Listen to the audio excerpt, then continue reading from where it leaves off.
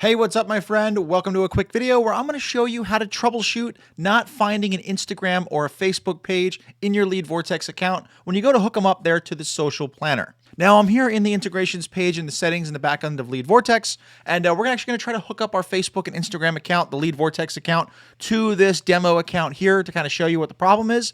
And for the purposes of this video, I'm going to assume that you've already linked your Instagram to your Facebook page.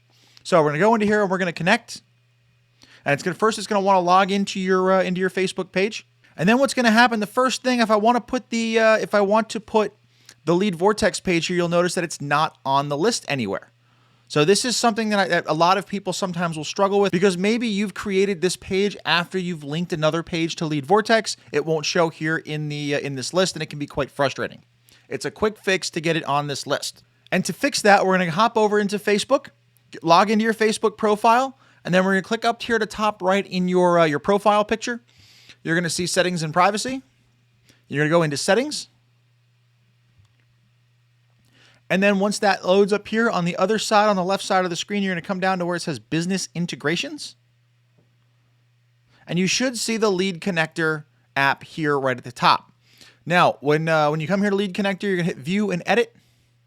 And then on here, you're going to scroll down and you'll see here where it says pages. If you go see all pages, you'll notice how Lead Vortex there is checked. You'll notice now how Lead Vortex is not checked. You want to make sure that things are checked on all of these. So you'll make sure down here, you want to go in, check it all there.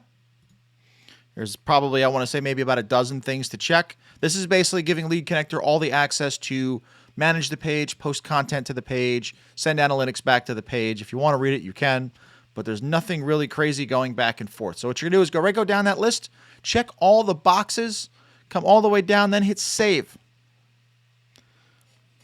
What that does is we've just granted Lead Connector permission to read all the Lead Vortex info. So we're going to come back over to Lead Vortex. We're going to refresh the page, and then we're actually going to delete the connection from Facebook if it might already be there. Now we're going to hit connect. It's going to reconnect here with Facebook. And now if you look here, if we look in the drop down, Lead Vortex is right there. So if we click over there, we hit connect the page.